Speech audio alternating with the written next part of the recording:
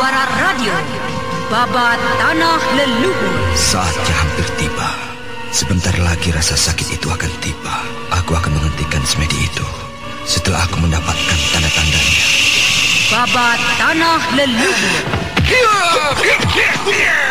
Sebuah kisah kolosal dari tanah leluhur ratusan tahun yang silam di tanah Pasundan, yang diwarnai dengan kekerasan, ambisi, keserakahan, iri dan dengki, serta cita-cita dan cinta anak manusia. Kau belum juga mengatakan siapa pembunuhnya. Aku akan memberikan balasan yang setimpal padanya. Babat Tanah Leluhur. Naskah disusun oleh Tisar Sponsen. Ide cerita Cece Suhyar. Teknik dan montase Yadi Enos. Musik oleh Haris Sabar dengan sutradara Thomas Ake. Babat Tanah Leluhur didukung oleh artis-artis Sanggar Prativi. Chris Urspon sebagai Raden Sakapalwaguna, Mucus sebagai Kilanjo, Herman sebagai Arit Lungkap, A.P. Burhan sebagai Surembangan, dan pembawa cerita Neni Sumardi.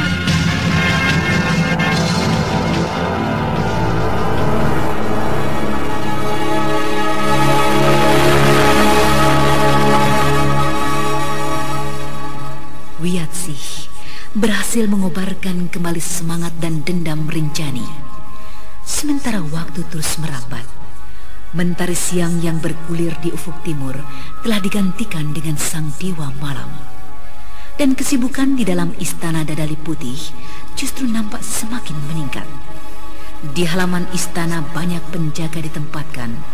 Bahkan mulai dari gerbang kota raja, suasana yang panas itu sudah dapat dirasakan.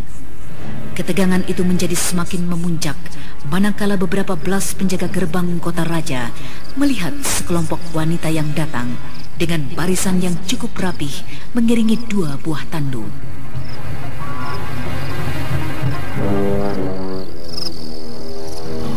Mereka datang! Oh, di mana Baginda? Aku akan melaporkan kedatangan rombongan itu. Rombongan perguruan kembang hitam. Aku di sini. Ada apa, hei prajurit? Tuanku, rombongan itu tiba dengan berjalan kaki, tuanku. Mereka terdiri dari wanita-wanita muda, dan jumlahnya kurang lebih 40 orang, tuanku. Mereka datang dengan mengiring dua buah tandu, tuanku. Perguruan wanita? Benar, tuanku. Seluruh pengiring tandu itu adalah wanita-wanita muda. Beberapa orang laki-laki yang terdapat dalam rombongan itu hanyalah sebagai pengusung tandu, tuanku. Iya, cukup. Kau boleh kembali ke posmu. Aku di sini yang akan menghadapi mereka. Baik, tuanku. Hamba segera pamit.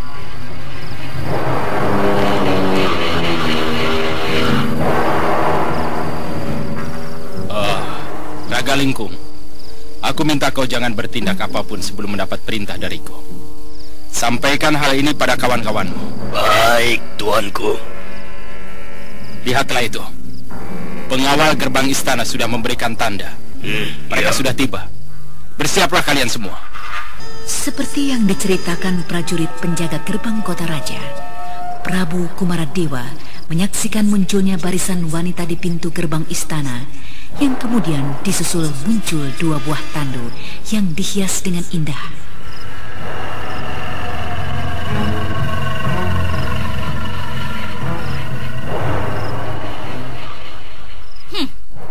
Bagaimana Kumaradewa?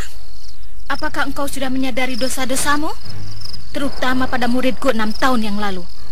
Sebuah dosa yang bagi kami dari perguruan hitam adalah sangat besar sekali, yang harus engkau tebus dengan nyawamu sendiri. Bersabarlah kalian semua. Sabarlah. Aku Kumaradewa, pemimpin kerajaan ini dengan landasan keadilan. Aku tidak bertangan besi terhadap rakyatku. Entah kesalahan apa yang engkau maksudkan, hai Nyai Kembang Hitam. Engkau akan segera mengetahuinya, Kumaradewa. Rinjani, keluarlah dan selesaikanlah urusanmu langsung dengan musuh besarmu, penyebab malapetaka yang menimpa seluruh keluargamu.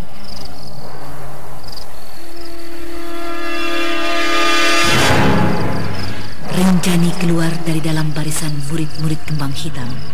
Dan wanita ini yang semula nampak berkecil hati, kini kelihatan mampu untuk berdiri tengadah di hadapan Prabu Kumaradewa. Oh, Rinjani. Oh, benarkah dia Rinjani selirku itu? Selirku. Oh, selirku yang telah kulepaskan. Kumaradewa, aku datang untuk menagih hutang lama. Hutang darah yang kau paksa tumpahkan untuk membawa aku ke dalam istanamu. Hutang darah keluargaku. Ayah, ibu, dan 2 orang kakak laki-lakiku. Hah? Hutang darah? Keluargamu? Oh, apa yang telah aku perbuat? Aku tidak pernah membunuh keluargamu. Juga tidak pernah memberikan perintah, hei Rinjani.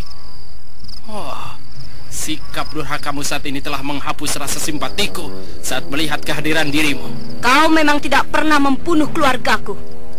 Tetapi antekmu itu yang melakukan atas perintahmu. Dahulu, aku tunduk dan menerima, melayani pelukanmu dengan hati yang pedih oleh luka. Tetapi saat ini, aku datang untuk menagih segalanya. Menagih hutang darah yang telah kau buat. Kau harus mendapatkan hukuman atas sikapmu ini, Rinjani. Dan juga kau, Nyai Kembang. Raga Lingkung, tangkap Rinjani. Aku ingin menghancurkan mulutnya. Mulut yang tidak pernah tahu terima kasih itu. Cepat. Baik, tuanku.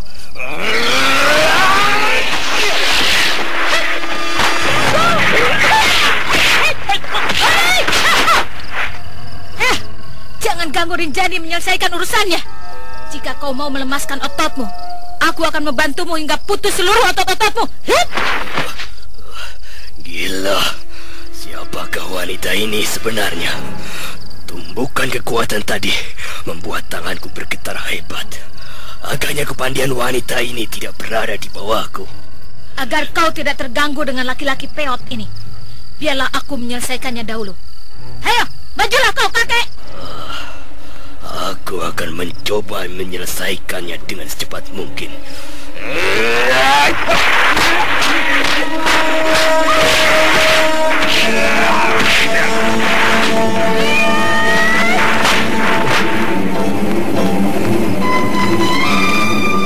Raga Lingkung, salah seorang pengawal utama Baginda Kumaradewa yang merupakan tokoh dari dunia kependekaran, menerjang ke arah Lastri dengan pukulan-pukulannya yang hebat.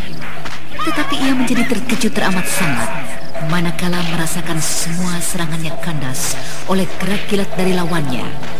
Bahkan ia mulai kebingungan oleh serangan dari Lastri yang mulai menggelarkan Aji Banyu Cakrawala.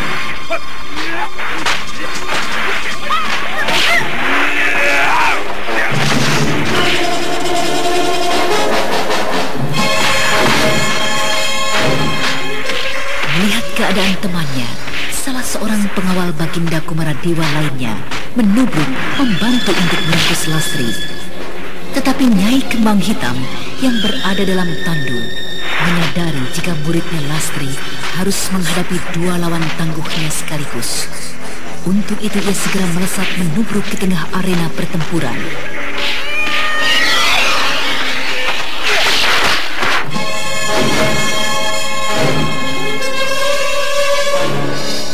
Melihat datangnya serangan yang sangat hebat, Raga Lingkung berhasil melempar dirinya. Sementara itu kawannya yang baru masuk ke tengah arena tak dapat menghindari dari kibasan pedang yang berkilau keemasan.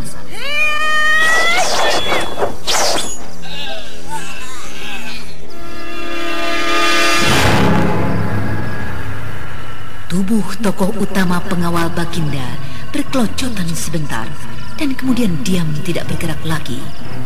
Suasana di halaman istana Dadali Putih nampak demikian heningnya. Seluruh perhatian mereka yang hadir tertumpah pada seorang wanita bercadar yang berdiri dengan anggunnya. Wanita itu menunduk sambil memandang korbannya yang berada di bawah kakinya, dengan tangannya berada pada gagang pedang berwarna keemasan. Ketegangan di halaman istana itu terus mencekam seluruh hati mereka yang berada di sana. Manakala mereka mengikuti pandangan wanita bercadar itu, tubuh pengawal utama Baginda Kumaradewa perlahan-lahan hancur dan kemudian musnah sama sekali. Yang tertinggal di hadapan mereka hanyalah seonggok pakaian.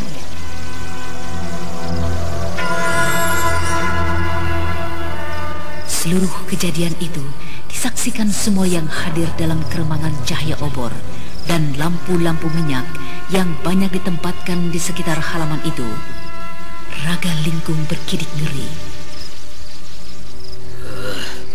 Yang Jagat Batara, apa yang telah terjadi dengan adik Bandul Wesi? Siapapun yang akan mencoba mencampuri urusan ini, matilah akibatnya. Siapapun juga tidak terkecuali. Rinjani, selesaikan urusan.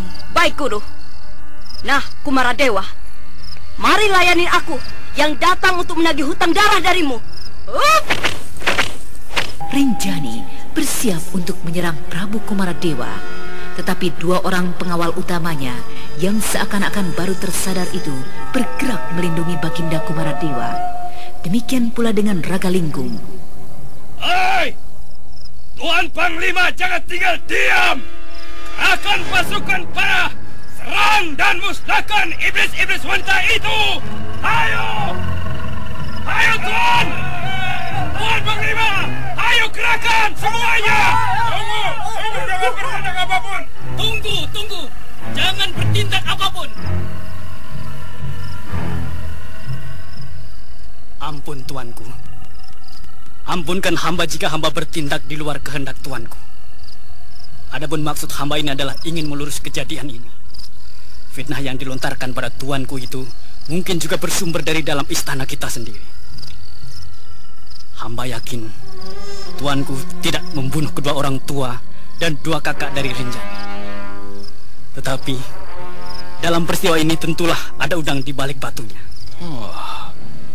Apa maksudmu, Paman Pandaran? Tuanku, dari salah seorang prajurit, hamba mendapat tahu bahwa semua itu adalah ulah dari Ronggo Wardana. Ronggo Wardana? Iya. Benar. Dia saat itu yang menyerahkan Rinjani padaku. Nah, menurut salah seorang prajurit hamba, memang saat itu yang mengambil Rinjani secara paksa dari keluarganya, hingga membunuh habis seluruh keluarganya, tuanku. Wah, jahanam kau, Ronggo Wardana. Kau ingin mencuci tangan dari semua hutang darah ini, Kumaradewa? Aku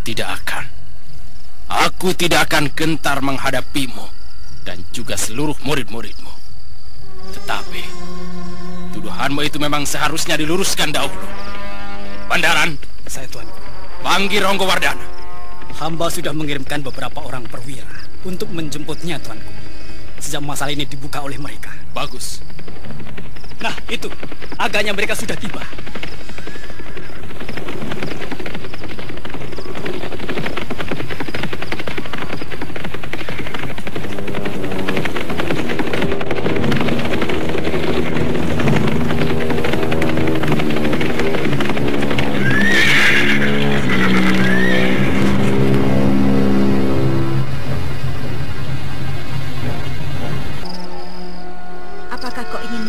Dari semua hutang darah ini, Kumaradewa? Aku tidak akan gentar menghadapi kalian semua. Tetapi tuduhanmu yang sangat mengotori namaku memang seharusnya diluruskan dahulu. Pandaraan, panggil Ronggo Wardana. Hamba sudah mengirimkan beberapa perwira untuk menjemputnya. Bagus. Nah, itu dia mereka. Mereka sudah tiba.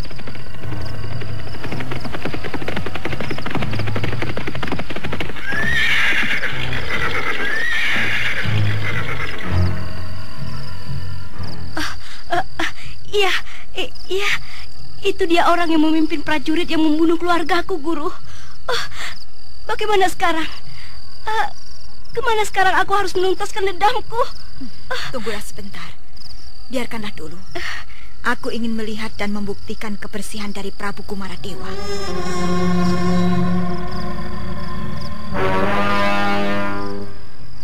Ada apakah tuanku memanggil hamba?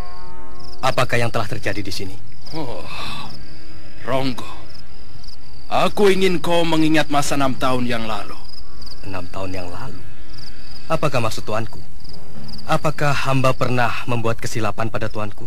Iya, engkau mungkin telah membuat kesilapan tanpa engkau sadari. Lihatlah ke sana. Siapa yang berdiri itu? Apakah kau masih mengenalnya? Siapa itu? Wanita itukah yang tuanku maksudkan? Iya, wanita itu. Perhatikanlah baik-baik. Aku kira kau pasti mengenalnya. Seorang wanita cantik yang pernah kau persembahkan padaku. Rinjani. Bagus. Kau sudah mengingatnya, Ronggo. Dan sekarang pertanyaanku adalah, apa yang telah kau lakukan terhadap keluarganya? Apa yang sudah kau lakukan, Ronggo? Tidak, tuanku. Saya tidak melakukan apa-apa. Setan. Kau tidak mau mengakuinya? Benarkah kau tidak mau mengakuinya, Ronggo? Kau tidak merasa berbuat kesalahan terhadap keluarganya? Bagaimana jika aku berhasil mendapatkan saksi atas semua perbuatanmu? Kau tahu apa hukumannya bagi orang yang mempermainkan aku, Ronggo? Ampun tuanku. Memang sesungguhnya lah hamba telah membunuh keluarga mereka. Tetapi semua itu terjadi adalah karena sikap mereka yang menentang dan berani melawan hamba, orang kepercayaan tuanku, menentang para prajurit Dadali Putih. Setan! Rupanya kau telah berbuat semena-mena terhadap rakyatku. Kau seorang pembesar yang bertindak mengatasnamakan kekuasaanku, telah berlaku angkara murka. Kau telah merusak namaku, menodai namaku, Ronggo. Tunggu. Kau tidak berhak membunuhnya, Kumaradewa. Dia boleh merusak nama besarmu, menodai namamu. Tetapi dia telah membunuh kedua orang tua dan juga 2 orang kakak dari muridku. Karena itu, hukuman itu sepantasnya dilakukan oleh muridku, Rinjani. Rinjani, kau boleh mengalihkan dendamu pada laki-laki itu. Baik, Nyai. Tuanku, ampunkanlah hamba. Semua itu hamba lakukan adalah semata-mata untuk kepentingan tuanku. Hamba tidak bermaksud buruk untuk merusak nama baik tuanku. Ampunkanlah. Menghadaplah kemari, Tuan Ronggowardana. Apa yang ingin kau lakukan padaku, hai gadis desa bodoh? Membalaskan dendamku. Dendam atas kematian keluargaku. Anak bodoh. Kau akan mati di tengah halaman istana ini. Tuanku, mengapa tuanku terlalu jauh memikirkan nasib dari gadis desa ini? Dan siapakah mereka, wanita-wanita itu? Cukup. Kau tidak bisa hidup lebih lama lagi, manusia busuk. Laki-laki pencilat. Kau berani. Prajurit, tangkap gadis liar itu. Siapakah yang akan membelamu, laki-laki busuk, penghuni kerak neraka? Mengapa kalian tidak mencegah wanita liar ini? Panglima Pandaran, kau membiarkan aku dipermalukan seperti ini. Engkau lihat, jika saja wanita itu tidak memaksakan kehendaknya, justru Baginda Kumaradewa yang akan membunuh Ronggowardana.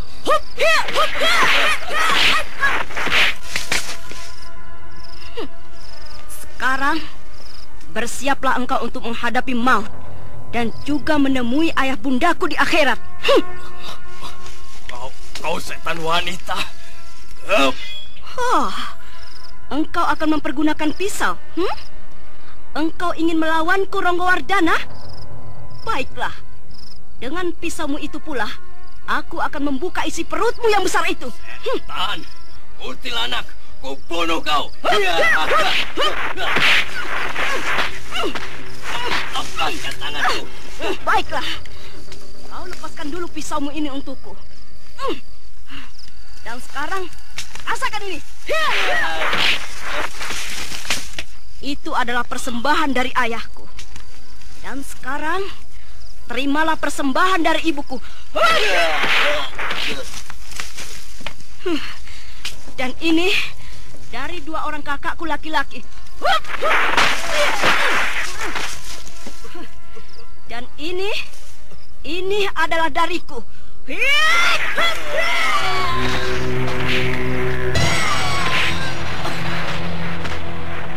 Rinjani yang bagaikan kehilangan kesadaran mengayunkan pisau kecil milik dari pembesar Ronggowardana sendiri. Berkali-kali pisau itu diayunkan menyobek perut Ronggowardana hingga seluruh tangan Rinjani yang menggenggam pisau kecil itu dipenuhi dengan darah. Rinjani berdiri di atas tubuh laki-laki yang hampir tidak berbentuk. Seluruh yang hadir di halaman istana itu terdiam. Prabu Kumaradewa merasa sesak dadanya. Ia seakan-akan telah kehilangan kewibawaannya melihat sikap dari perguruan kembang hitam yang bertingkah di dalam istananya sendiri. Cukup, Rinjani.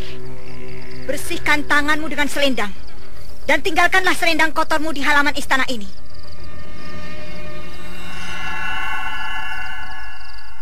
Siapa yang merasa tidak puas dengan pengadilan dari perguruan kembang hitam ini dapat segera maju. Urusan ini akan segera aku selesaikan.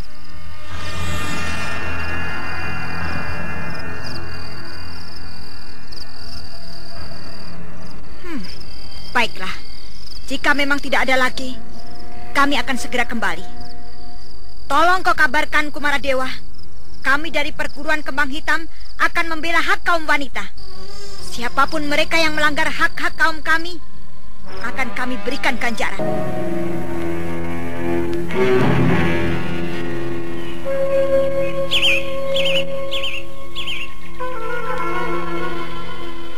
Keesokan harinya, suasana di wilayah Dadali Putih dan Kawali, juga Indraprasta yang berada berdampingan dengan kerajaan-kerajaan tersebut, mulai diguncang oleh cerita-cerita tentang hadirnya sebuah perguruan wanita, yakni perguruan kembang hitam.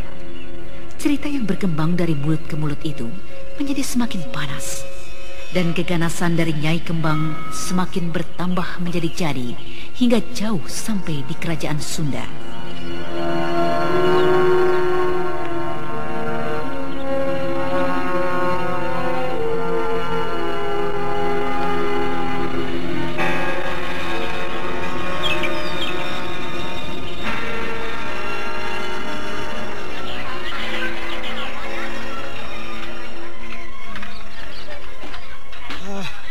Apa engkau melihatnya sendiri, Diran? Apa engkau tidak percaya? Tidak percaya dengan ceritaku tadi? Memang aku tidak melihat kejadian dalam istana itu. Tetapi ketika rombongan itu masuk ke dalam kota Raja Dadali Putih, aku melihatnya. Aku berada di sana saat itu. Aku melihat rombongan wanita itu menuju istana Dadali Putih. Tapi bagaimana mungkin ia dapat terbang, Diran? Apakah itu berarti mereka itu bukanlah manusia? Siapa yang bilang dia itu iblis? Aku tidak bilang begitu. Aku juga tidak bilang mereka itu terbang. Loh, tadi Kang Tiran bilang... Aku hanya mengatakan bahwa mereka wanita-wanita itu bergerak melayang. Dan kaki mereka tidak menginjak bumi. Terus? Aku menyaksikan itu dengan mata kepalaku sendiri. Kaki-kaki mereka tidak bergerak sedikit pun. Mereka perlahan-lahan melayang seperti seorang yang berjalan. Mereka beriringan mengantarkan 2 buah kurung batang. Kau tahu tidak kurung batang? Tahu Kang. Itu kurung batang adalah tempat mayat yang akan kita bawa ke lubang kuburan. Seram sekali, Kang. Jadi 2 orang tokoh dari perguruan kembang itu diusung di dalam kurung batang. Jika begitu, tentu 2 tokoh itu merupakan mayat hidup, Kang.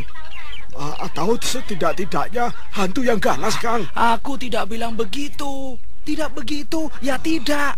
Tetapi begitulah kenyataannya. Dan tahukah kau bagaimana sesungguhnya kematian Tuan Ronggowardana?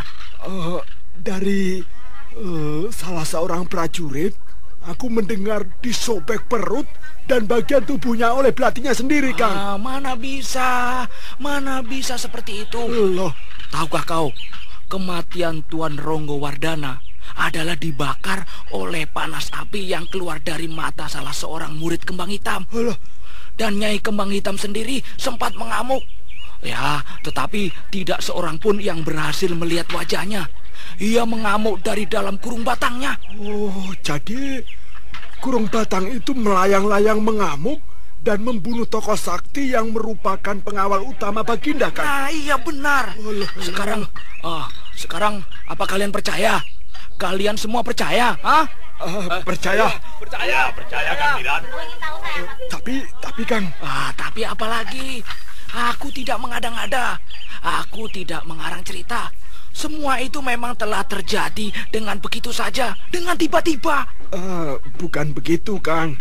Tapi menurut pendapatku, walaupun bagaimana hebatnya perguruan kembang hitam itu ya, Kang, Nyai Kembang Hitam yang ganas itu, di sini, di bumi Karangsedana ini, di kerajaan Sunda ini, dia tidak akan berani macam-macam, Kang.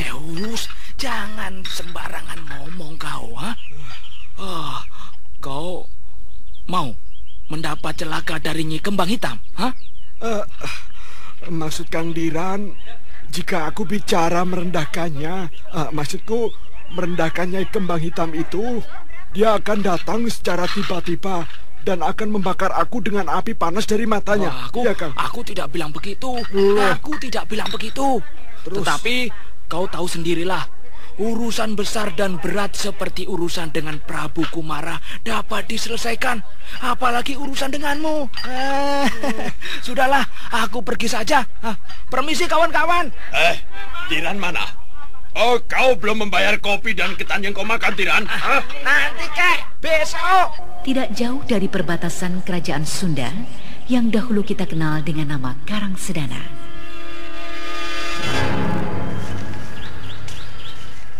Kita beristirahat di sini.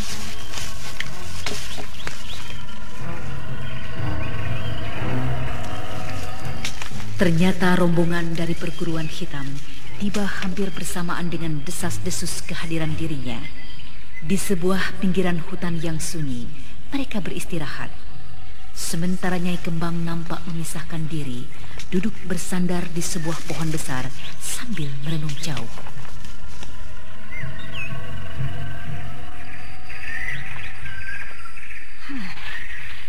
Prabu Purbaya, apakah aku akan dapat menepuk dada di hadapannya? Pemuda itu sejak kecil sudah menunjukkan keluar biasaan. Kehidupannya seakan-akan dibayangi oleh kekuatan gaib yang tidak terkalahkan. Kekuatan suci, kekuatan agung. Aku akan menumbuk karang jika menghadapinya. Hal itu telah aku saksikan ketika aku mendaki puncak Merapi. Aku dan Kakang Saka tidak mampu merambah naik. Tetapi ia tanpa kesulitan mampu naik hingga ke puncaknya. Sekarang marilah kita ikuti kisah Prabu Purbaya yang telah lama kita tinggalkan. Pada hari yang bersamaan dengan kedatangan perguruan kembang hitam di kerajaan Sunda, Prabu Purbaya nampak sedang merenung di taman sari seorang diri. 6 tahun telah banyak merubah dirinya. Tubuhnya telah menjadi semakin tegap dan besar, tetapi wajahnya masih nampak arif dan halus sebagaimana dulu.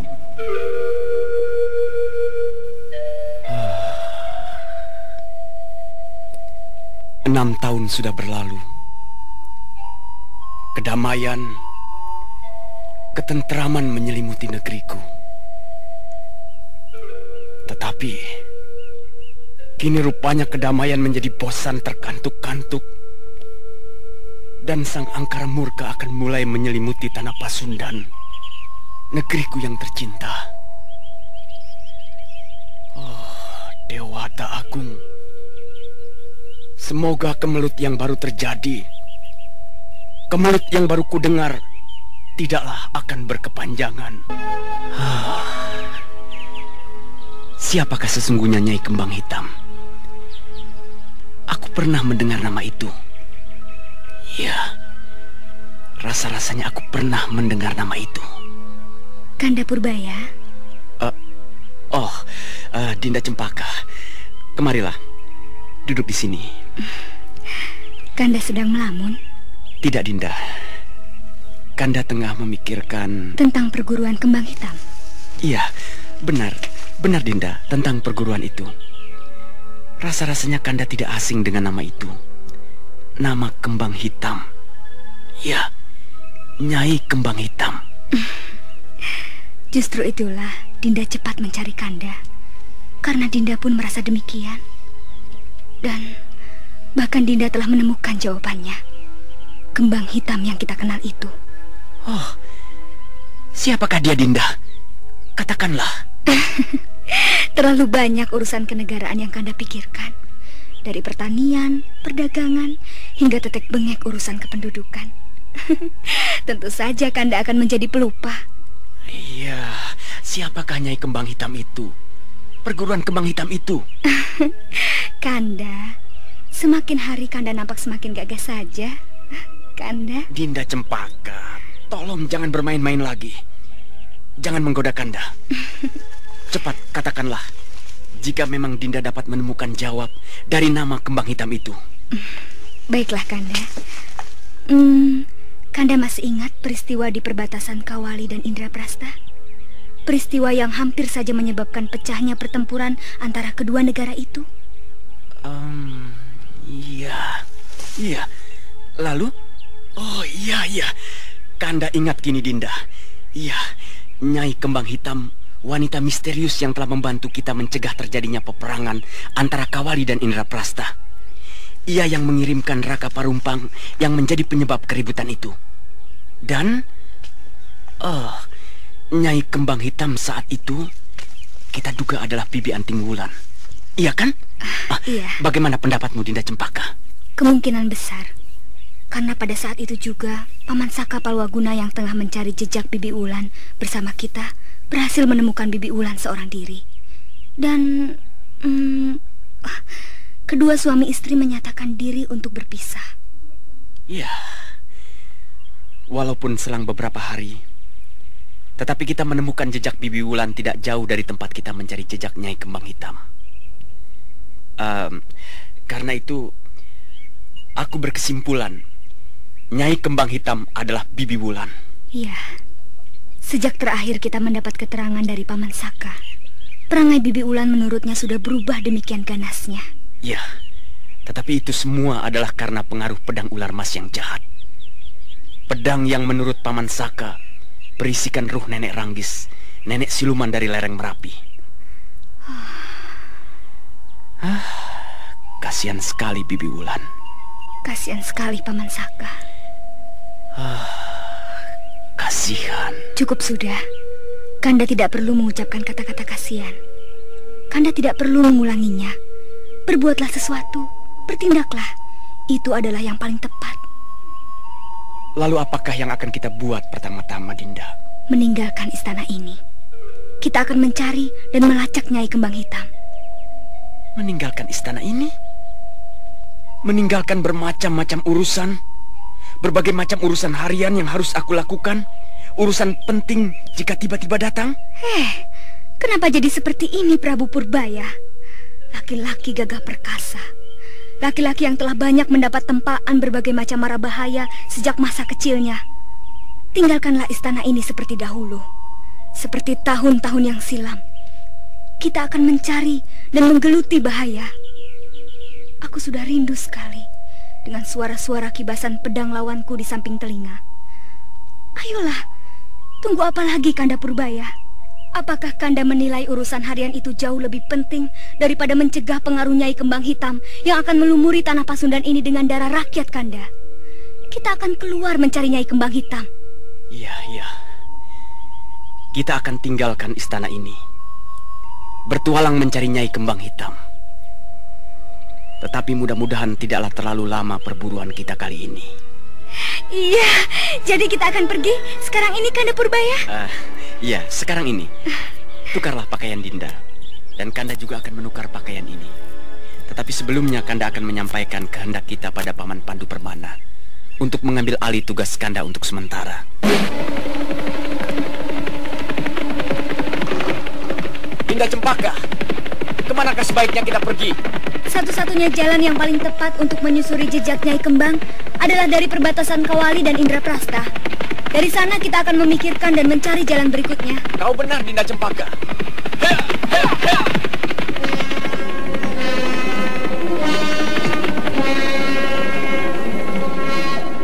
Purbaya dan Cempaka menghela kudanya dengan kencangnya.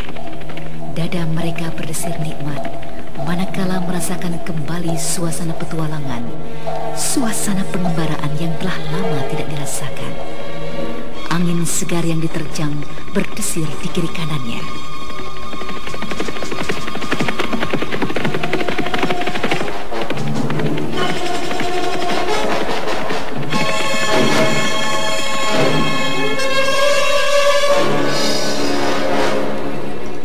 Ketika melalui perbatasan Karangsedana, tanpa mereka sadari, sepasang mata memperhatikan mereka berlalu dengan penuh tanda tanya.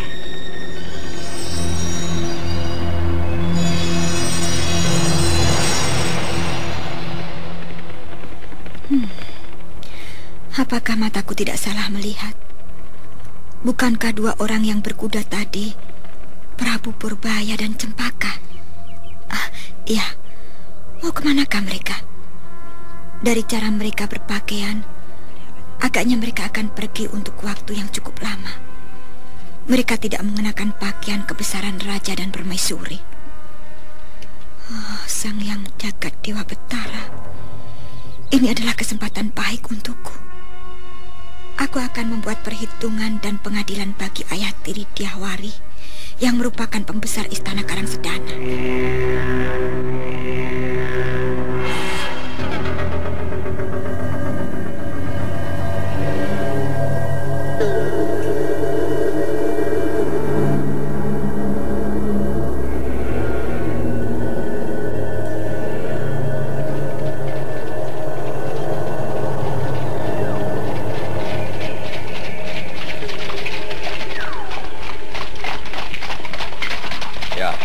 Kita berhenti di sini dulu, prajurit. Ayah, mengapa kita berhenti di sini? Di hutan yang sunyi? Kita akan beristirahat dulu. Perjalanan menuju Galuh adalah perjalanan yang panjang. Kita tidak perlu memaksakan diri. Nah, aku akan turun keluar dan menghirup udara segar. Keluarlah. Udara di hutan ini dapat kita nikmati sepenuhnya dari luar kereta. Baiklah, Ayah. Mari, ku tolong. Ya. Apakah kain panjangmu mengganggu gerakanmu, Ware? Tidak terlalu, Ayah. Ayah. Ya? Udara di hutan ini begitu segar, Ayah. Ayahmu tidak pernah berdusta, Ware. Hei, kalian berempat, pergilah dari tempat ini. Carikanlah hewan buruan untukku. Aku ingin menikmati daging bakar saat ini. Ya, baik, Tuan.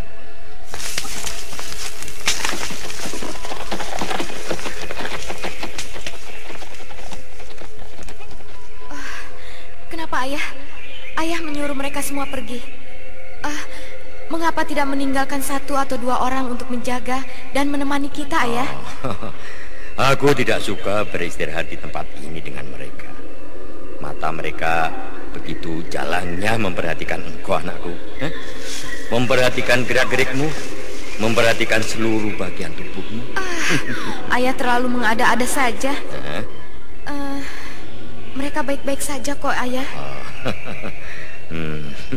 Mari. Engkau benar-benar hebat, anakku.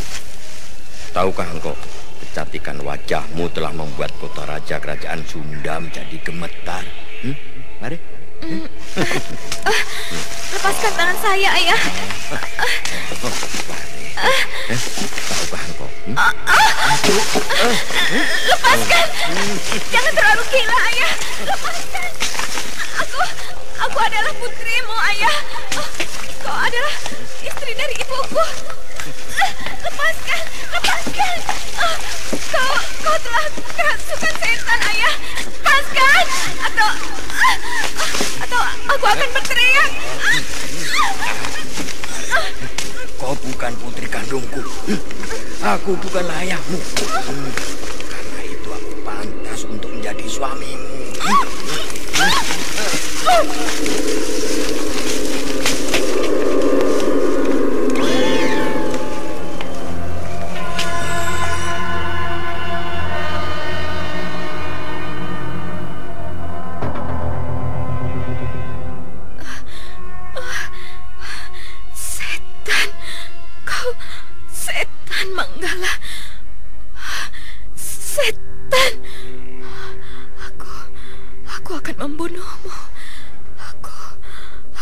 membunuhmu di hadapan ibuku sendiri.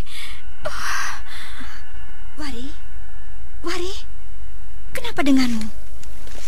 Kau bermimpi, Wari?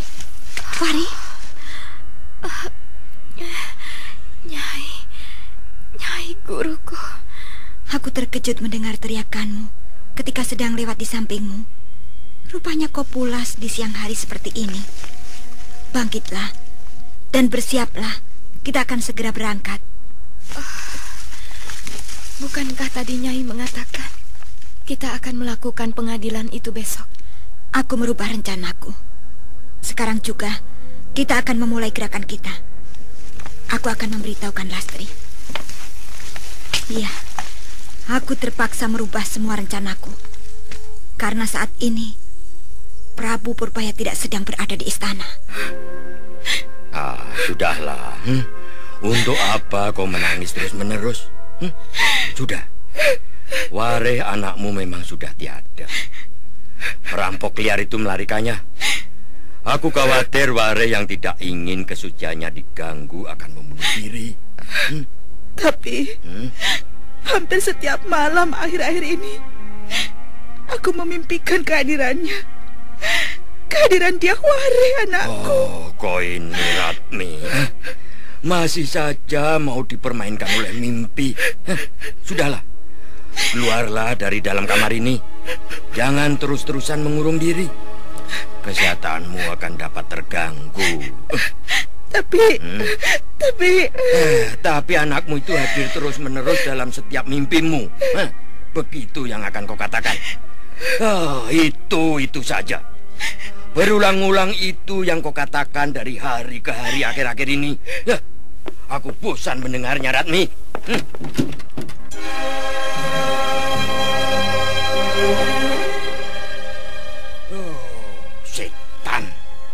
Setan.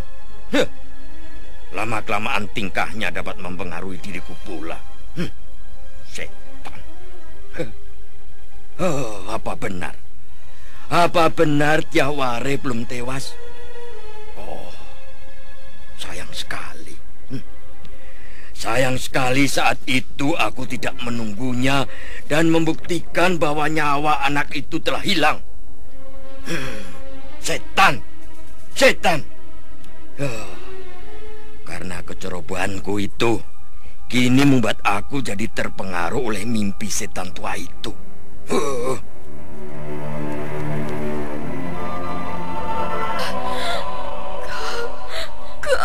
Kau iblis. Teganya kau membuat aku seperti ini. Sudahlah. Jangan menangis. Janganlah menangis, Wareh. Marilah kita kembali. Dengarlah, Wareh. Hanya engkaulah yang paling pantas menjadi istriku. Tetapi karena ibumu sudah berada di sampingku, kita hanya akan melakukan dan mengulanginya pada waktu-waktu tertentu saja. Jangan menangis, Wareh. Dengarlah. Untuk semua ini, aku akan memberikan balasan yang besar padamu. Marilah kita kembali dan hapus air matamu. Binatang, laki-laki busuk, bejat. Ibu. Wareh. Mau kemana engkau? Wareh. Setan. Anak itu menghilang menyusup di antara semak-semak belukar yang lebat ini. Kemana aku akan mencarinya? Wareh. Kemarilah. Keluarlah, Cahayu. Wareh. Janganlah terus-menerus bersembunyi. Hutan ini sangatlah berbahaya untuk gadis-gadis seperti dirimu. Ayolah, keluarlah dan kita kembali. Kau tidak perlu takut. Tidak perlu khawatir ibumu akan mengetahuinya. Tidak akan ada yang tahu. Percayalah, Wareh. Para pengawalku akan dapat menutup mulut mereka. Wareh. Sepertinya aku mendengar semak keramat yang patah di sebelah sana. Ya, akan kulihat.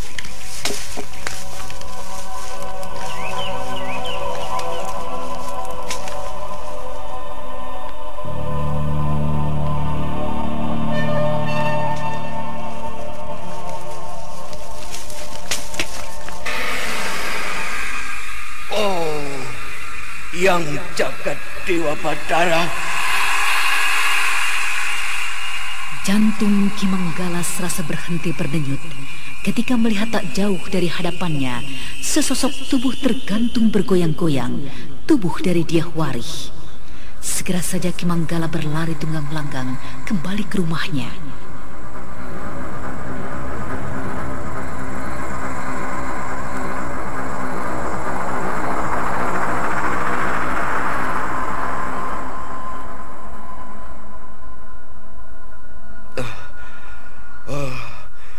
Bukan tidak mungkin saat itu ia masih bernyawa. Tubuhnya yang tergantung, bergoyang-goyang merupakan pertanda bahwa ia baru saja melakukan tindakan nekat itu. Dan seseorang yang kebetulan lewat berhasil menyelamatkannya. Tolol. Setan. Aku tidak boleh terpengaruh oleh bayang-bayang cengeng itu. Setan. Aku tidak boleh terpengaruh oleh bayang-bayang yang dapat membuatku menjadi cengeng. Siapakah itu? Mengapa aku jadi semakin berdebar? Setan kecengengan Ratmi telah menular pada diriku. Setan. Sebentar.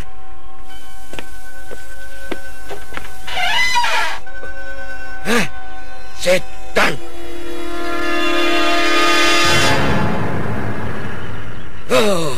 Tidak ada seorang pun. Siapa yang telah mempermainkan setan? Aku akan menghukumnya dan memberikan pelajaran padanya. Hei, penjaga! Setan. Apakah benar-benar Tuli Gentong Nasi yang menjaga pintu pagar rumahku? Penjaga! Kemari! Cepat!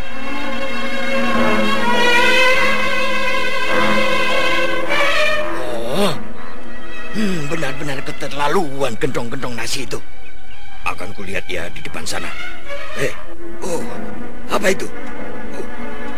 Ki Manggala tertegun melihat sehelai kain yang cukup lebar menempel di pintu ruang depannya. Jantung Ki Manggala menjadi semakin berdebar. Perlahan-lahan ia meraih kain halus yang berisikan guratan-guratan kalimat. Aku datang malam ini untuk menagih hutang lama. Setan. Apa pula maksudnya ini? Siapa yang meletakkan kain ini di dalam rumahku? Oi! Gentong-gentong nasi sial! Wah!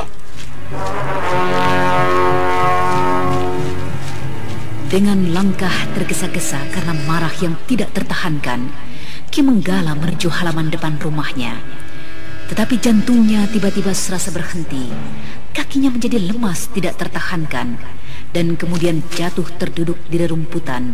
Matanya terbelalak. Apa itu? Di hadapannya tergeletak 4 sosok tubuh yang malang melintang. 4 sosok tubuh penjaga rumahnya mati dengan leher yang hampir putus. Setelah mampu menguasai keadaannya, Ki Manggala bangkit dan lari menuju istana.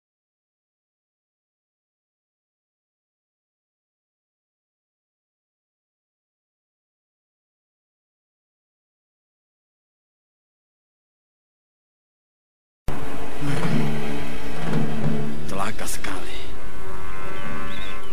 Kepergian Prabu Purbaya pagi tadi adalah justru untuk mencari biang malapetaka yang mulai mengganggu kembali tanah Pasundan. Tetapi engkau tidak perlu cemas, Manggala. Aku akan mengirimkan sejumlah tokoh-tokoh utama dari istana ini. Mudah-mudahan kisah di istana Dadali Putih tidak akan terulang di Sunda ini. Oh, aku harap engkau akan mengerahkan segala kekuatan di kerajaan Sunda ini. Bukan tidak mungkin orang yang akan datang malam ini ke rumahku adalah dia yang pernah mengacau di perguruan Raja Wali Emas dan juga istana Dadali Putih. 4 orang pengawal rumahku yang terbunuh adalah juga prajurit Sunda. Karena itu, ini adalah masalah kerajaan Sunda juga. Aku mengerti. Kembalilah engkau Manggala. Aku akan segera menyiapkan segalanya. Oh, terima kasih Ki Pandu. Aku permisi untuk kembali.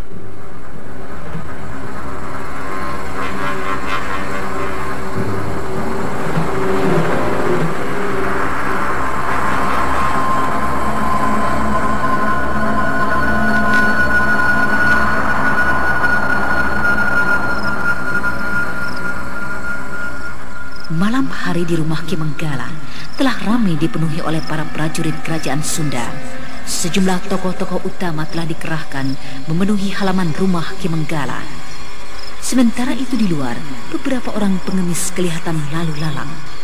Dan beberapa lainnya nampak duduk di sudut-sudut jalan, bahkan juga di semak-semak. Rupanya, kelompok pengemis tongkat merah telah dapat mencium suasana yang tidak beres yang terjadi di dalam kota raja.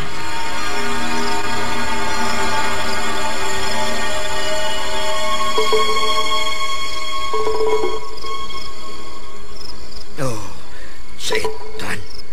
Oh, setan benar. Oh, iblis manakah yang telah mengancamku seperti ini? Kakang, Kakang harus mengingat-ingat dahulu apa yang telah Kakang perbuat dahulu hingga menimbulkan dendam mereka. Oh, kau anggap aku telah membuat satu kesalahan? Kesalahan apa, Ratmi? Kesalahan apa? Aku tidak pernah melakukan kesalahan apapun. Dengar itu. Tidak pernah. Tidak pernah. Setan. Dalam 6 tahun terakhir ini, kerajaan Sunda berjalan dengan amannya. Tidak ada satu pergulakan pun. Kakang ingat-ingatlah dulu. Apakah pernah Prabu Purbaya memerintahkan Kakang menumpas pengacau-pengacau kecil di wilayah kerajaan Sunda ini? Atau juga di wilayah-wilayah lainnya, di luar wilayah Sunda? Setan. Kepala bisa pecah memikirkan urusan ini. Oh, biarlah. Akan kulihat saja. Akan aku tunggu. Jika memang mereka adalah kelompok perguruan kembang hitam, seperti halnya yang terjadi dengan perguruan Raja Wali Mas dan Dadali Putih. Pastilah. Oh, apakah ada hubungannya dengan Tiahwari? 6 tahun yang lalu. Oh, itu adalah satu-satunya kesalahanku yang akhir-akhir ini mulai menggelisahkan hatiku. Pastilah apa, Kakang? Kenapa Kakang melamun dan kelihatannya menjadi semakin cemas? Oh, tidak ada apa-apa. Tidak apa-apa, Ratmi. Kakang kelihatannya menjadi semakin gugup. Tidak, Ratmi, tidak. Aku katakan tidak ada apa-apa. Tidak ada sesuatu pun yang dapat menggelisahkanku. Aku adalah salah seorang hulu balang kerajaan Sunda, kerajaan besar di tanah Pasundan ini. Abdi dari Sang Maharaja Agung Prabu Purbaya Sang Raja Surya. Aku tidak gentar menghadapi siapapun. Apapun juga yang akan datang malam ini. Sebentar lagi. Ya, sebentar lagi semuanya akan menjadi semakin jelas. Aku akan keluar melihat keadaan, menemani Hulu Balang dan para panglima, serta para tokoh khusus undangan Tuan Pandu Permana. Ratmi, kau tunggulah di dalam sini. Jangan keluar dari dalam kamar ini. Kita tinggalkan dulu Ki Manggala yang tengah diamu kegelisahan menantikan kehadiran perguruan kembang hitam. Sekarang marilah kita ikuti kembali perjalanan Prabu Purbaya bersama permaisurinya Cempaka.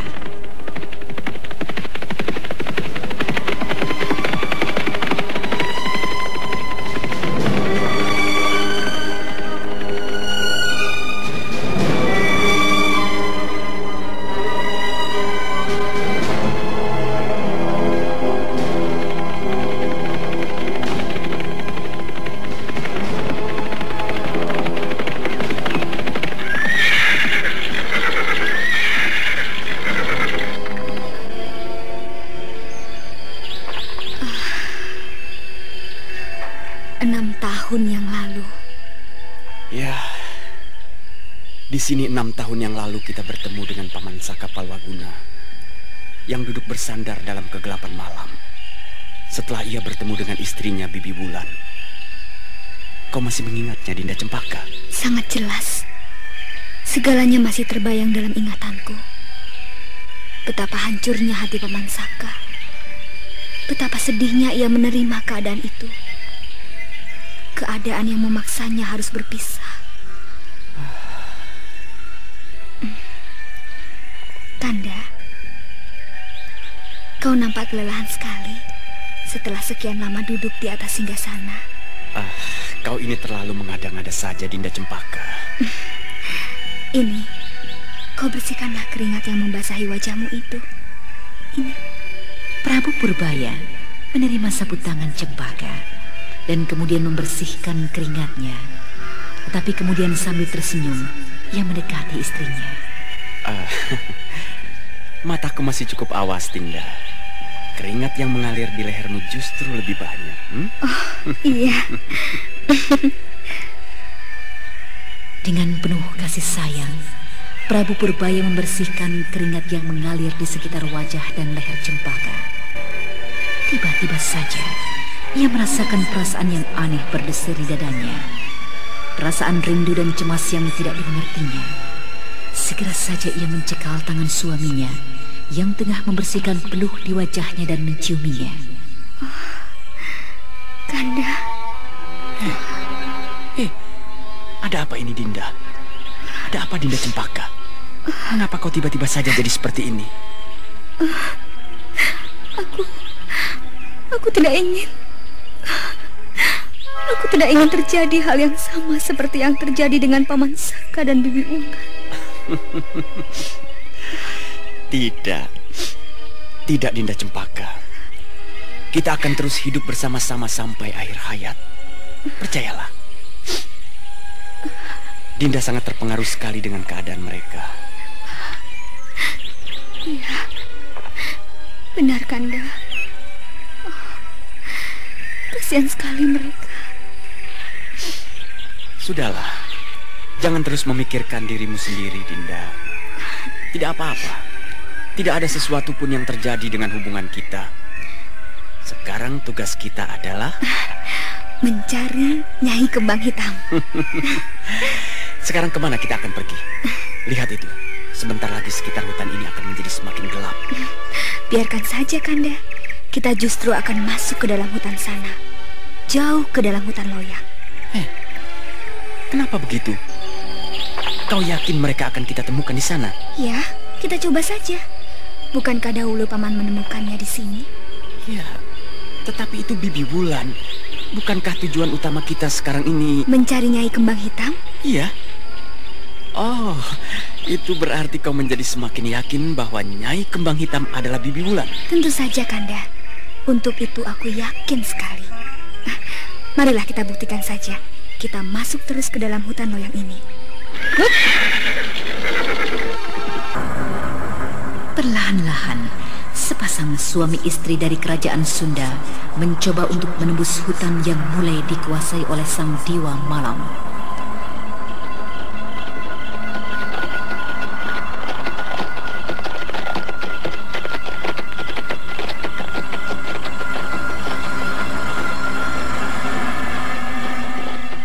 Dengan langkah yang tersendat dan ragu, 2 ekor kuda itu mencoba menuruti perintah majikannya untuk terus masuk menembus belantara dalam keremangan cahaya obor yang baru saja dibuat. Obor yang aku buat ini tidak akan dapat bertahan lama, Dinda Cempaka. Dan untuk mencari ranting kering dan serat kayu yang kering cukup merepotkan. Jika begitu, kita beristirahat saja di sini. Belum lagi mereka menghentikan langkah kuda mereka, tiba-tiba obor di tangan Prabu Purbaya padam, dihembus oleh angin yang datang dengan tiba-tiba.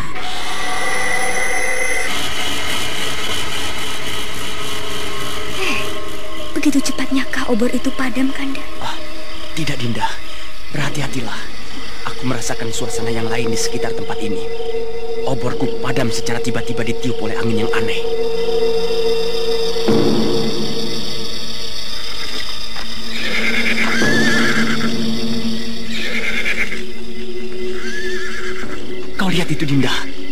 berjaga-jagalah.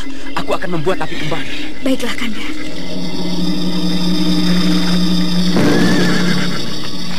Dalam kepekatan di tengah belantara, Cempaka mengerahkan segala kekuatan pendengaran saktinya siap di samping suaminya. Suasana dirasakan begitu mencekam, dingin dan mendirikan bulu roma. Dan suasana itu mulai berubah manakala Prabu Purbaya berhasil membuat api dan kemudian membuat perapian yang besar. Tetapi kuda-kuda mereka masih nampak demikian gelisah. Berjaga-jagalah. Sekarang aku akan mencoba mencari tahu apa yang terjadi di sekitar tempat ini dengan Aji 4 Arah Pembeda Gerak. Hup!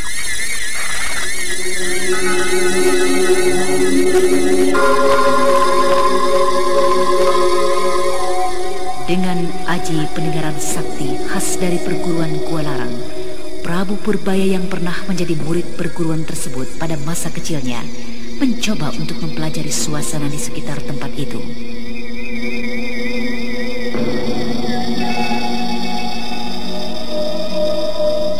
Beberapa ratus tombak mulai dirambah oleh kekuatan sakti dari aji pendengaran itu. Tetapi Prabu Purbaya merasakan suatu kelainan yang tidak seperti biasanya. Tidak ada satupun suara yang dapat masuk ke dalam aji pendengaran saktinya. Keheningan. Ya, semata-mata hanyalah keheningan yang berhasil didengarnya.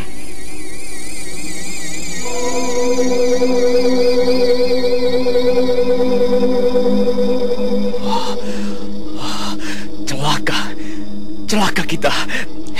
Kita menghadapi suatu kejadian yang aneh, Dinda Cempaka. Aji pendengaran saktiku tidak mampu mendengar satu suara apapun. Bahkan suara angin dan binatang malam di dalam hutan ini. Benarkah demikian? Tapi dengarlah itu, Kanda. Suara binatang-binatang malam, sesekali hewan buas, dan juga serangga dapat kita dengar. Itulah, Dinda. Aku pun tidak mengerti. Aji pendengaran saktiku tidak berhasil mendapatkan sesuatu. Aneh sekali. Bahkan tidak dapat menangkap suara apapun. Angin malam maupun hewan-hewan malam seperti yang kita dengar sekarang ini. Aneh sekali. Suara-suara itu tidak dapat Kanda dengar dengan aji 4 arah pembeda gerak. Benar, Dinda. Sekarang kau cobalah. Baiklah.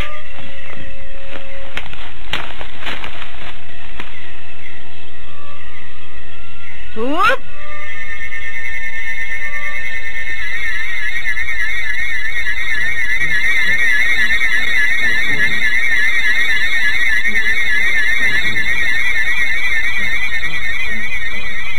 Cempaka mengerahkan segala kekuatannya melalui aji pendengaran saktinya, aji 4 arah pembeda gerak, yang merupakan sebuah aji yang mampu mendengarkan suara pada jarak hingga ratusan tombak.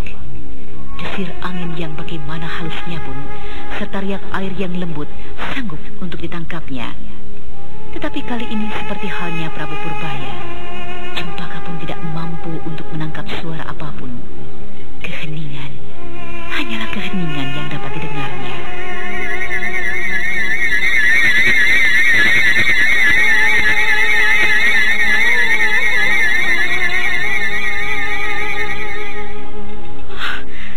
Benar, Kanda Purbaya.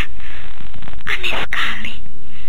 Apakah yang sebenarnya tengah terjadi di sekitar tempat ini? Apakah ada tokoh sakti yang mampu meredam kekuatan aji pendengaran kita? Atau... Awas! Awas, Dinda! Lihat itu, di sekitarmu!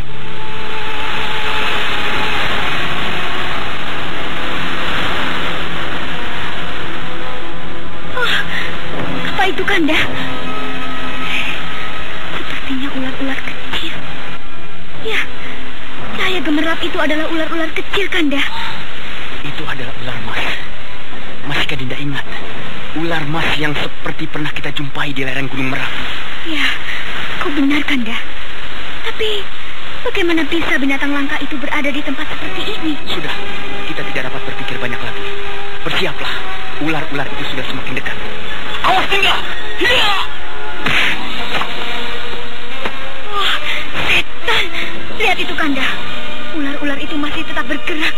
Pukulan Kanda tidak mampu membunuhnya. Iya, kau benar, Dinda Cempaka. Biarlah, aku akan melemparkannya jauh-jauh dengan gelombang angin pukulan.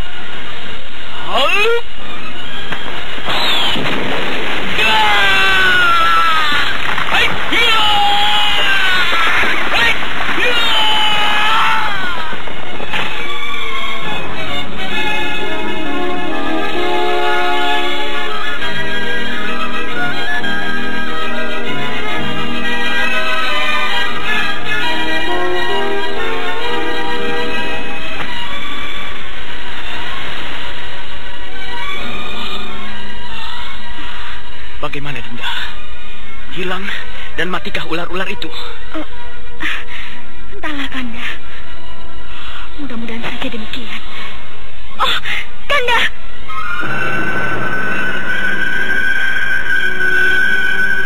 Lihat itu, cahaya itu.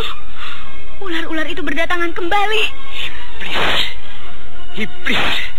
Rupanya kita menghadapi kekuatan dari siluman jahat penunggu hutan ini, Dinda. Aku akan mencobanya dengan pusaka Kujang Cakrabuana. Aku akan mengeluarkannya, Dinda. Kau juga siapkanlah pusakamu itu.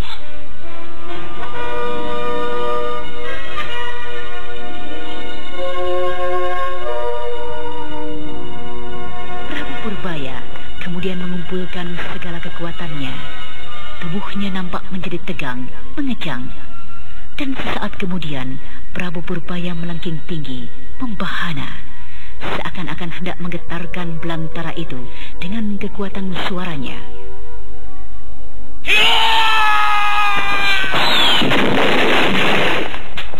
Sementara Cempaka yang juga melakukan hal yang sama berteriak keras.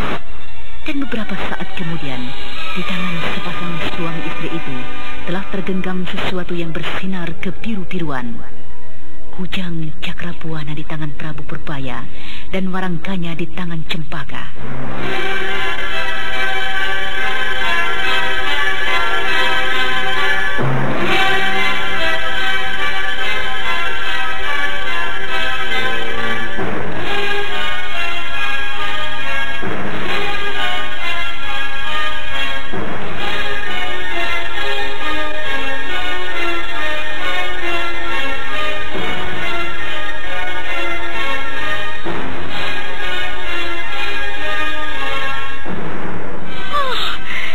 Itu, Kanda.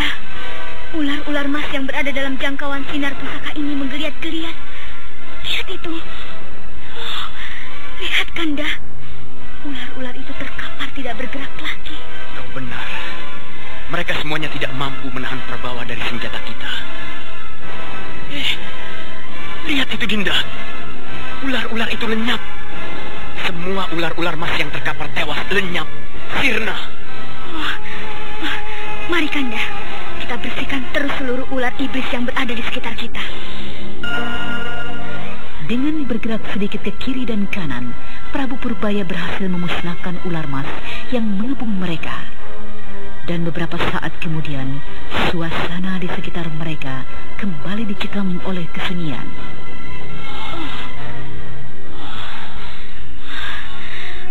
Ya, selesai sudah.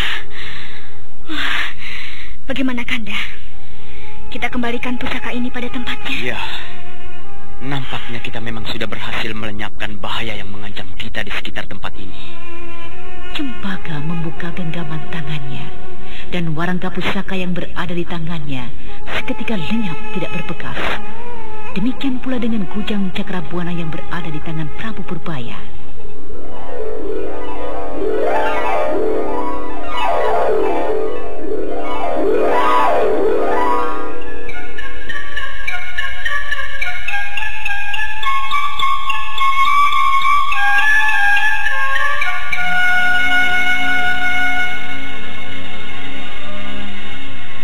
Sebaiknya kita bermalam saja di tempat ini.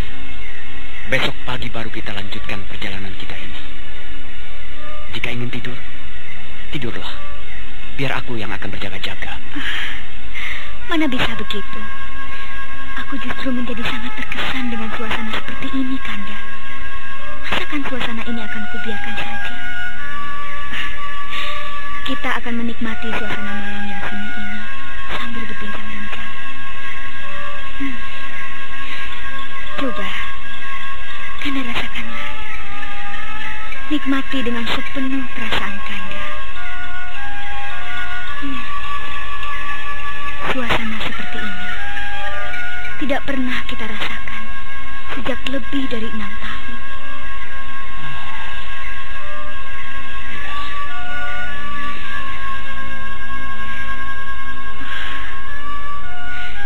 Kita harus banyak mengucapkan syukur dan terima kasih pada kekuatan agung itu, Kanda.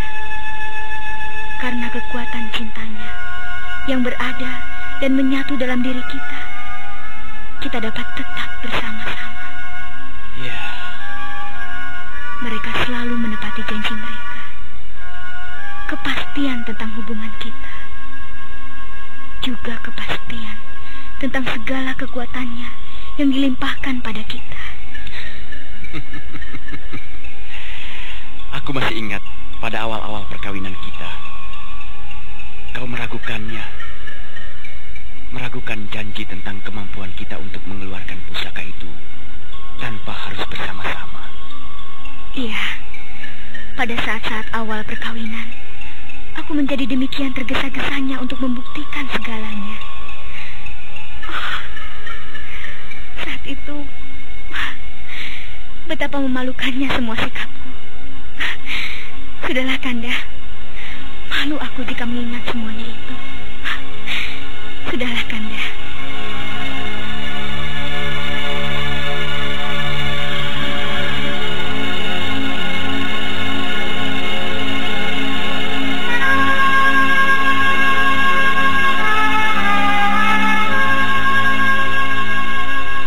Cempaka yang duduk berdampingan merapatkan tubuhnya dengan suaminya, dan kemudian ia merebahkan kepalanya di dada Prabu Purbaya. Tidurlah, Dinda. Aku akan berjaga-jaga. Nanti aku akan membangunkan setelah lewat tengah malam. Biar kau yang berganti menjaga. Tidak. Aku tidak ingin tidur, Kanda. Aku masih ingin berbincang-bincang dalam suasana yang indah ini. Aku menyukai suasana seperti ini. Suatu saat, aku akan mengajakmu untuk mencari suasana yang jauh lebih indah dari suasana malam ini. Aku akan mengajakmu bertualang jauh. Tetapi entah kapan itu, kita akan mencari waktu yang baik, yang tidak akan mengganggu urusan di istana. Kita akan pergi ke tanah seberang, bagian bumi yang lain yang belum pernah kita lihat. Malaka, atau jika perlu sampai ke India. Apakah engkau suka itu, Dinda? Dinda?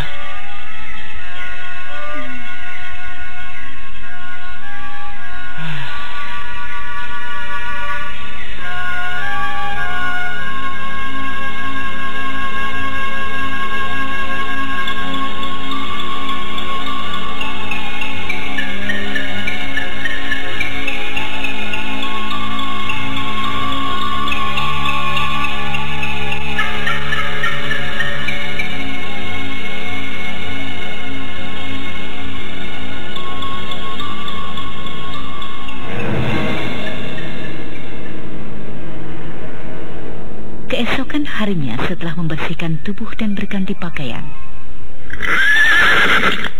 kita akan terus masuk menembus belantara ini. Aku kira dugaanmu tidak salah, Dinda. Atau setidak-tidaknya, jika kita tidak menemukan Nyai Kembang Hitam, kita akan dapat menemukan hal lain yang mulai mencurigakan di tengah hutan loyang ini. Mari, Dinda Cempaka. Hea, hea, hea!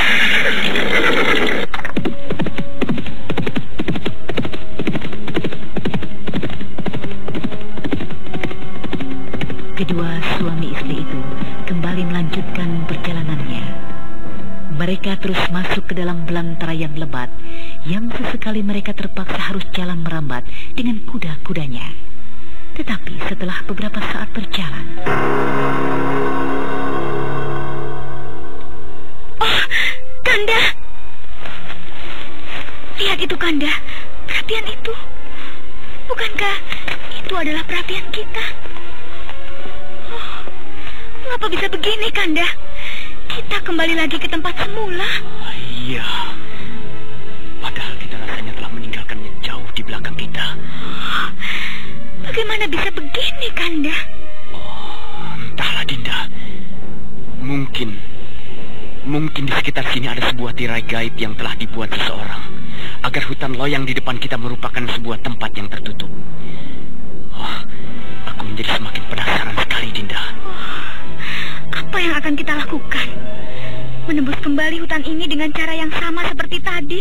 Iya, kita akan kembali mencoba untuk masuk ke dalam hutan sana. Jauh lebih ke dalam lagi dengan lebih berhati-hati.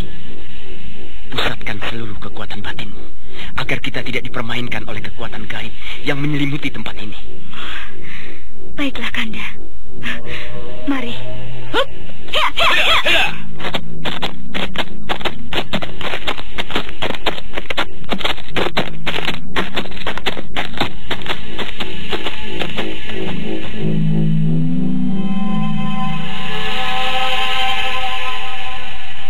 Kembali kedua orang itu mencoba masuk menembus lebatnya belantara dari rangkaian pepohonan dan belukar, serta selimut gaib yang seakan-akan menyelimuti hutan loyang itu.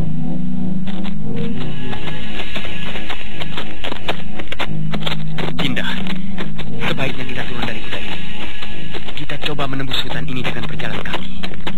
Aku akan lebih dapat memusatkan kekuatan batinmu, serta juga mempelajari situasinya. Baiklah, Kanda. Mari.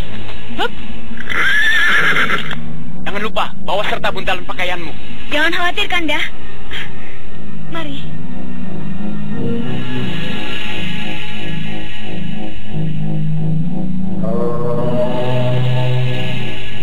Kali ini perjalanan mereka menuju arah yang lebih pasti, arah utara.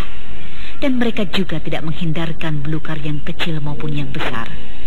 Dengan pedang yang tergenggam di tangan mereka, mereka maju terus menembus arah yang pasti, membabat belukar yang menghalangi jalan mereka. Tetapi kembali, pasangan suami istri dari keraton Sunda itu dikejutkan oleh kejadian yang sama. Kanda, lihatlah itu di hadapan kita. Gila. Iblis.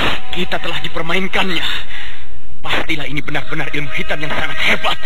Dan bukan tidak mungkin siluman-siluman hutan loyang ini yang telah mempermainkan kita. Oh, siluman pengecut. Hai, siapakah engkau yang telah mempermainkan kami? Apakah sebenarnya kehendakmu? Jika memang engkau berani, tampaklah wajahmu. Jangan hanya pandai bermain belakang. Hayo, iblis atau siluman, keluarlah kalian. Aku, Cempaka, tidak gentar menghadapi kalian.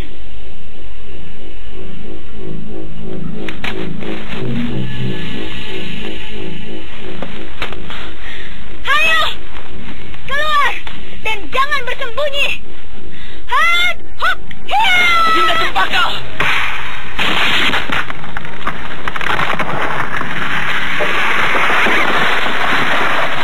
Tenanglah, Dinda. Bukan dengan cara seperti itu kita menghadapi suasana seperti ini. Tetapi aku benar-benar ingin bertemu dan berhadapan dengan siluman yang telah mengganggu kita, Kanda. Aku ingin tunjukkan bahwa kita bukanlah manusia yang dapat dipermainkan seenaknya. Benar, Dinda. Tetapi kuasailah dirimu. Jangan menuruti perasaanmu yang tidak terkendali. Pemusatan dari kekuatan tenaga batin kita masih belum dapat menembus kekuatan gaib yang menyelimuti tempat ini. Karena itu, satu-satunya jalan yang akan kita coba adalah bersemedi. Kita mohon bantuan dan petunjuk dari kekuatan agung yang bersemayam di dalam tubuh kita. Baiklah, Kanda. Baiklah.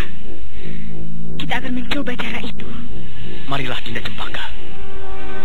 Anakku Purbaya, Ketahuilah, hutan di sekitar kalian telah diselimuti oleh kekuatan hitam dari Nenek Ranggis, siluman ular dari lereng Merapi.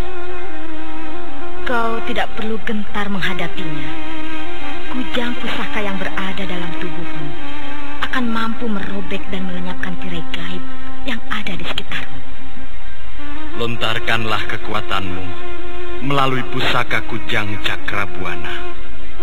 Lontarkanlah kekuatanmu itu ke 4 penjuru angin di sekitarmu, dan semuanya akan kembali seperti semula. Teruskanlah langkah kalian. Kami ada besertamu selalu.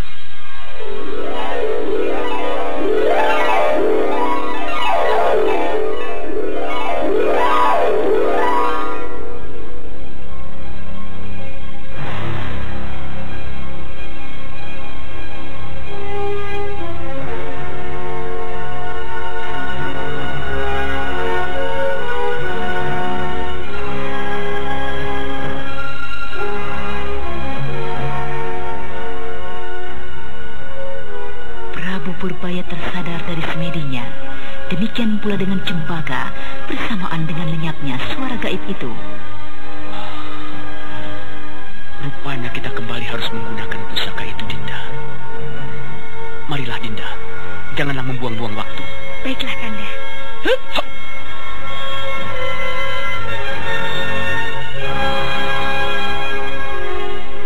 Tubuh mereka yang berdiri sambil mengerahkan tenaga sakti kelihatan mengejang, dan beberapa saat kelihatan bergetar. Kemudian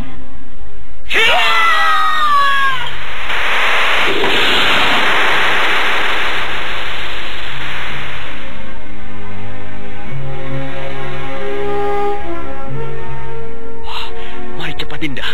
Kita koyak kekuatan gaib yang ada di sekitar tempat ini. Hup!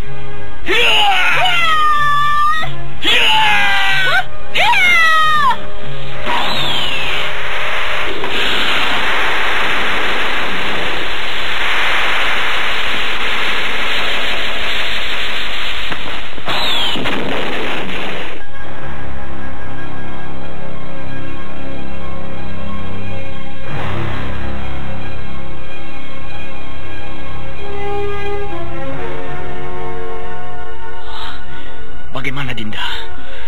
Apakah telah selesai tugas kita? Telah lenyapkah kekuatan gaib siluman ular itu? Aku rasa semua telah hilang. Kita telah melakukan sesuai dengan petunjuk 2 kekuatan aku. Jika begitu, sekarang marilah kita lanjutkan perjalanan kita. Kita mencari tahu apa sebenarnya yang tersembunyi di balik kelebatan hutan loyang ini. Baiklah, mari, Kanda. Hup! Prabu Purbaya dan Cempaka kemudian melanjutkan kembali perjalanannya. Dan seperti yang diperkirakan, kekuatan gaib yang menyelimuti hutan loyang itu telah lenyap. Dengan kuda yang berhasil ditemukan kembali, mereka terus masuk ke dalam lebatnya belantara hutan loyang. Kita tinggalkan dulu Prabu Purbaya dan Cempaka permaisurinya yang tengah mencari jejak Nyai Kembang Hitam. Sekarang marilah kita mengikuti kisah dari perguruan Kembang Hitam yang justru berada di kerajaan Sunda di wilayah Karangsedana.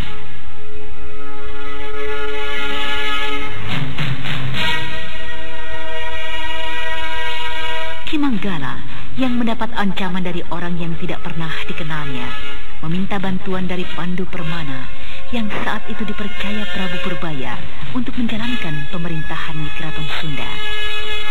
Suasana di rumah Kimanggala yang ramai dipenuhi para prajurit dan tokoh-tokoh undangan Keraton Sunda begitu mencekam. Dengan dada berdebar-debar, mereka menunggu kedatangan orang yang mengancam Kimanggala, yang diduga adalah dari perguruan Kembang Hitam.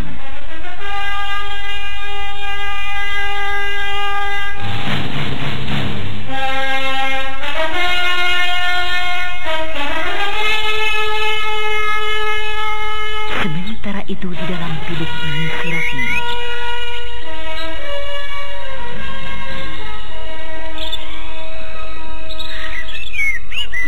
Yang Jagat Dewa Betara, apakah yang sebenarnya terjadi di rumah? Siapa Apakah orang jahat yang akan mengganggu suamiku dan bahkan mungkin akan membunuhnya? Jawari anakku telah hilang dari sisiku. Sekarang, apakah juga Kakang Manggala akan mendapat celaka? Apakah aku harus hidup seorang diri? Wari, anakku. Wari, alangkah bahagianya jika kau masih berada di sisiku. Hidup bersama-sama penuh kebahagiaan. Wari, aku menyayangimu lebih dari segalanya.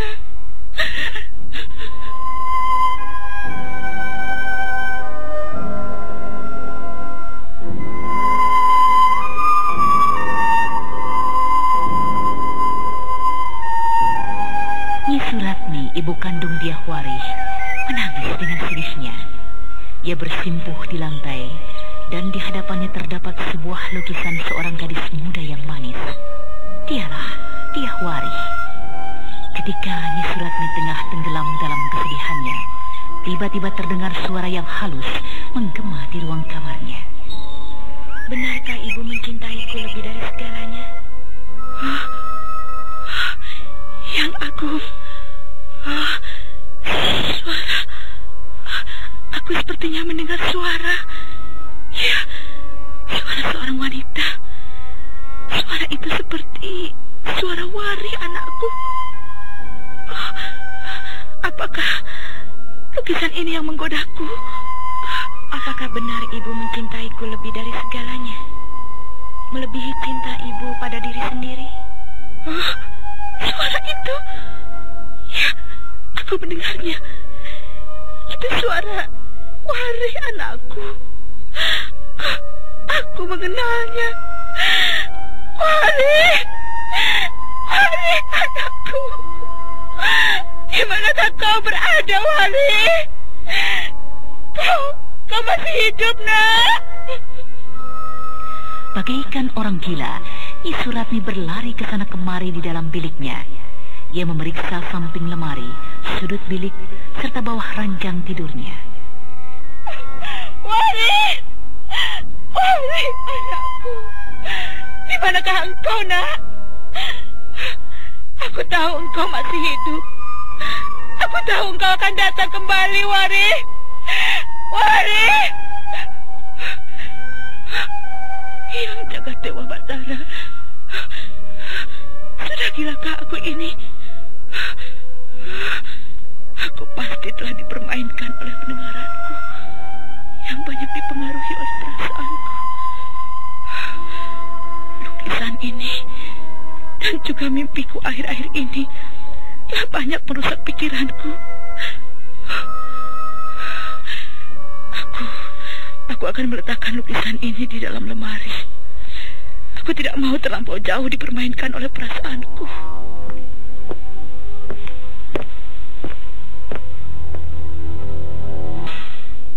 Nyi Suratmi kembali mengambil lukisan putrinya dan kemudian membuka lemari besar. Tetapi belum lagi ia meletakkan lukisan itu di dalam lemari, suara itu pun terdengar lagi. Jangan masukkan lukisan itu ke dalam lemari, Bu.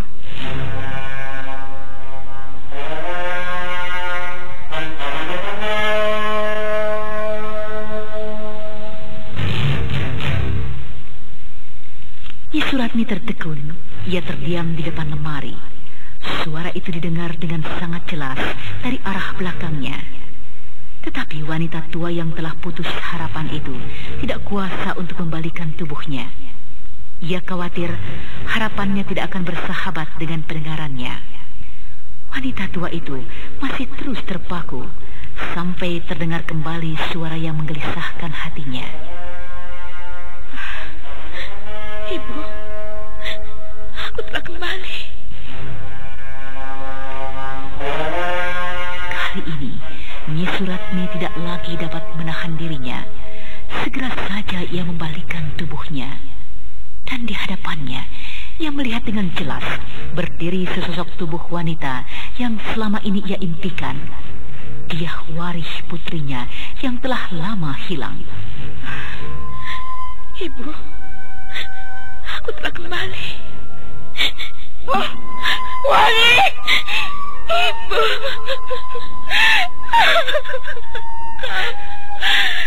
Kau benar-benar telah kembali, anakku. Kau telah kembali.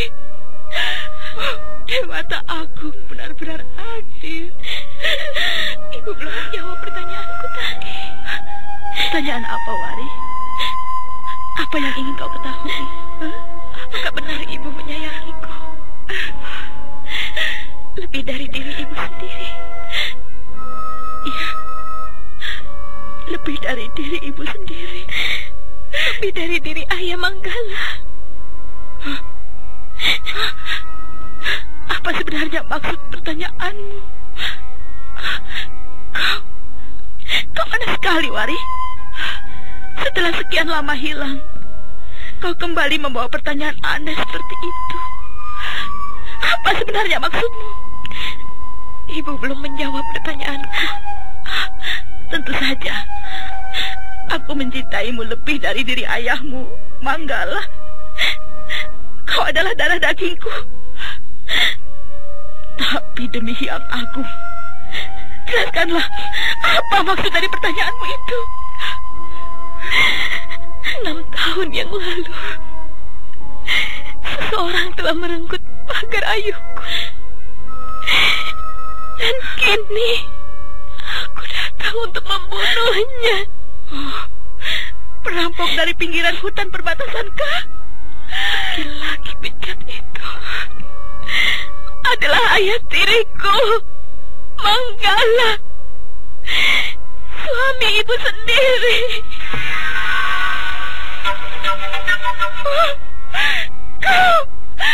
Kau bilang apa, Wari? Kau bilang apa? Iya, laki-laki yang telah merusak pagar ayuku, merusak masa depanku, adalah Ki Manggala. Dan malam ini adalah hari kematiannya. Jadi kau...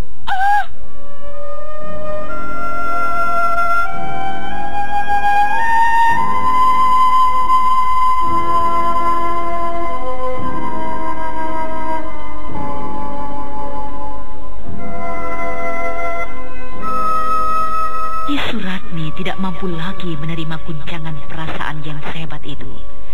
Seketika itu juga ia jatuh tak sadarkan diri. Diahwari berusaha untuk menyadarkannya. Sementara itu pada saat yang hampir bersamaan, di halaman rumah Ki Manggala, rombongan perguruan kembang hitam telah tiba.